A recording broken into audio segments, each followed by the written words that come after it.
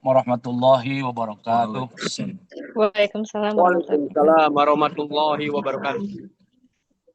Alhamdulillahilladzi faddalana ala katsirin min ibadil mu'minin. Allahumma shalli ala nabil hasyimiyyi Muhammadi wa ala alihi wasallim taslima. Ilahi anta maksudi wa ridhaka matlubi atini muhabbataka wa ma'rifataka wa atini ma'aka abada. Untuk Guru Agung, Hadratus Syekh Pengarsa Bawas, Qaddasallahu sirra beserta Pengarsa Umi, Al-Fatihah. A'udzubillahi minasyaitonir. Bismillahirrahmanirrahim. Alhamdulillahirabbil alamin. Iyyaka na'budu wa iyyaka nasta'in ihdinas siratal mustaqim siratal ladzina an'amta 'alaihim ghairil maghdubi 'alaihim. Sujud syukur pada sore hari ini saya dan kita semua dipisahkan hadir mengikuti Manaqib Online Internasional. Semoga kita semua diberikan istiqomah dengan keagungan barokah guru kita semua. Salawat dan salam semoga senantiasa tercurah limpah kepada junjungan alam Habibana wa Nabiyana Kanjeng Nabi Muhammad sallallahu alaihi wasallam, pada keluarga sahabat tabi'in atau tabi'in auli Allah sampai kita sekalian. Ikhwan awat rahimakumullah, jamaah Manaqib Online yang saya banggakan, jika sebuah bangunan pilar-pilarnya kita robohkan, maka bangunan itu akan ambruk. Jika dalam ilmu tasawuf, pilar-pilar ilmu tasawuf itu tidak kita tegakkan, maka kita sebagai mutasawif atau yang sedang belajar bertasawuf, perjalanan kita pun akan ambruk. Di antara definisi ilmu tasawuf, menurut sebagian ulama adalah engkau tidak memiliki sesuatu dan engkau tidak dimiliki sesuatu. Kemudian pendapat yang lain juga mengatakan bahwa tasawuf adalah akhlak yang mulia di zaman yang mulia dari manusia yang mulia. Dan masih banyak lagi tentang definisi-definisi ilmu tasawuf sesuai dengan persepsi para pakar ilmu tasawuf. Guru kita, Hadratus Syekh Pengarsa Abaos Qaddasallahu sirrah beserta Pengarsa Aba Anom dalam kitab Miftahus Sudur menyampaikan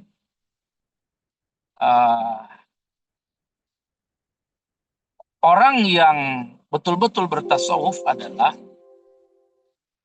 as-sufi shadiq yasfu qalbuhu amma siwallah. Seorang sufi yang benar dalam bertasawufnya, apa cirinya? Adalah yasfu qalbuhu amma siwallah.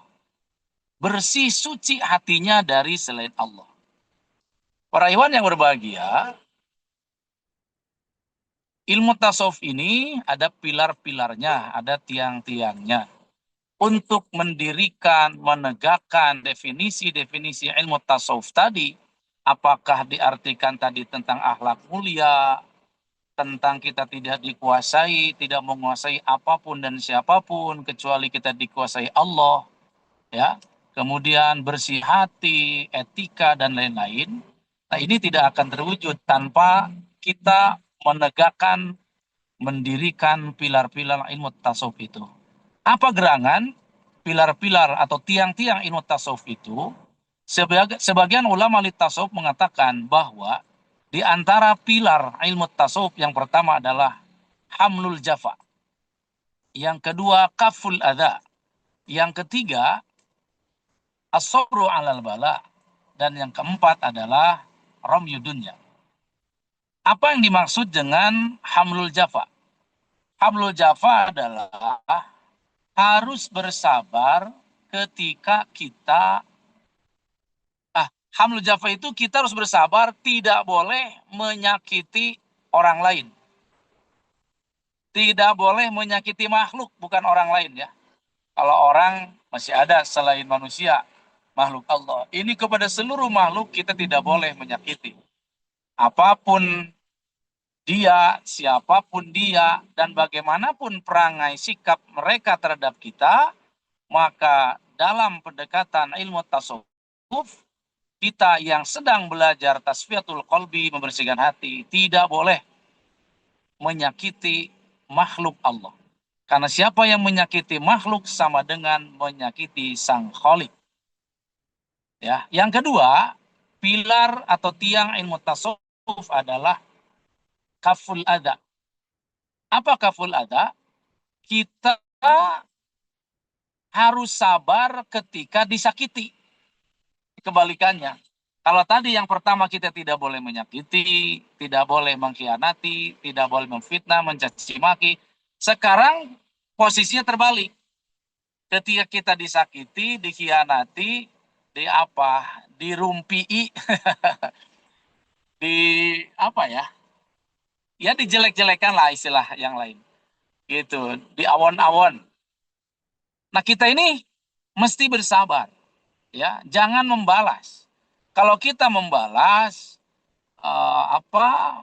membahas keburukan-keburukan orang yang memburukan kita, maka tiang yang kedua roboh dan gugurlah kita semua dalam belajar thariqah, dalam belajar ilmu tasawuf. Oleh karena itu sangat penting Bapak Ibu, kajian khidmat ilmiah dalam kita belajar mengikuti Syekh Mursyid kita semua.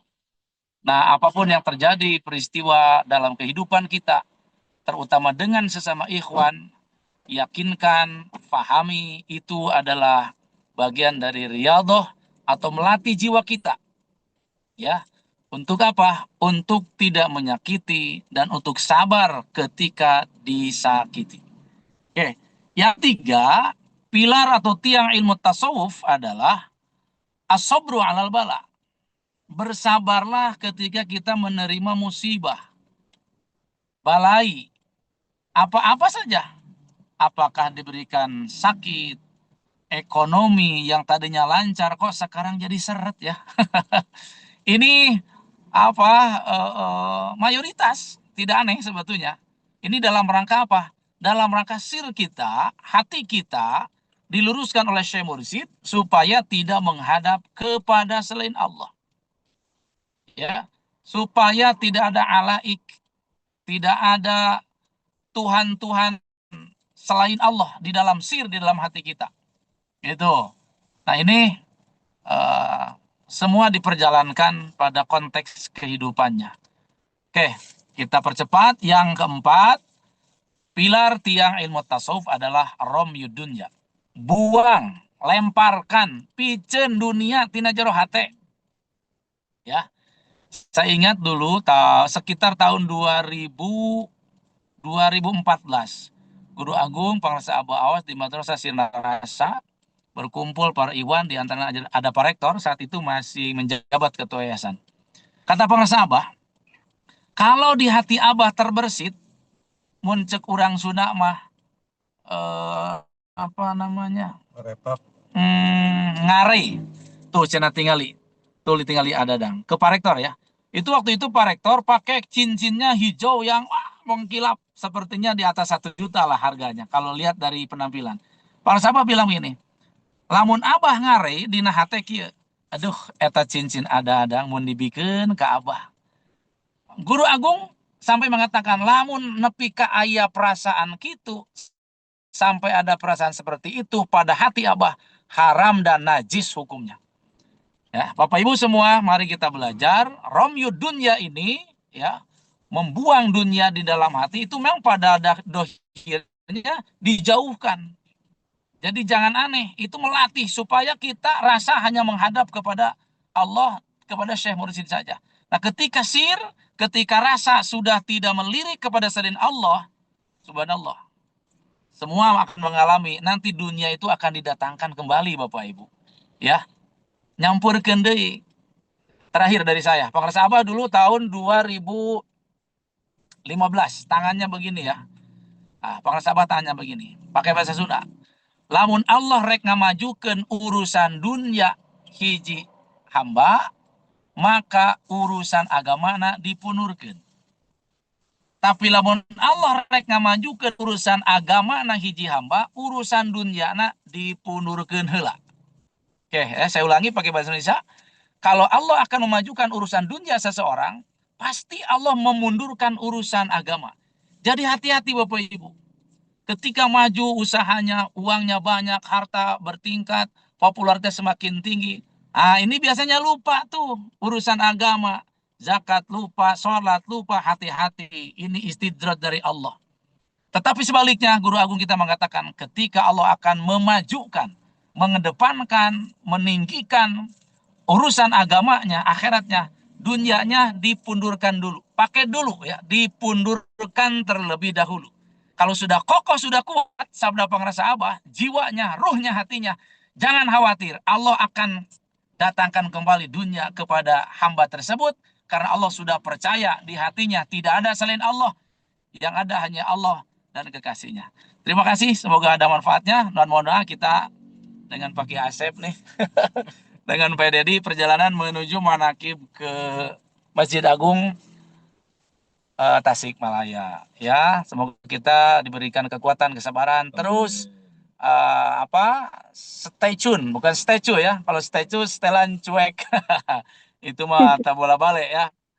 Stay tune ini standby, istiqomah. Silakan yang bertugas di MOS terus, gas terus, jangan kendor semangatnya. Mau ada berapapun yang hadir, istiqomah. Hanya saudara, hanya kita dengan Syekh Mursyid. Ya, itu dalam rangka romyudunya juga. Kalau banyak yang hadir kita semangat, sedikit tidak semangat, itu masih ada duniawi. Masih ada makhluk dirasa di hati. Jangan stabil saja. Hanya kita dengan pengrasa Abah yang merasakan, yang saling mengetahui. Terima kasih. Mohon maaf, wa tamat wa puteuy, tamat euy. Assalamualaikum warahmatullahi wabarakatuh. Waalaikumsalam warahmatullahi wabarakatuh.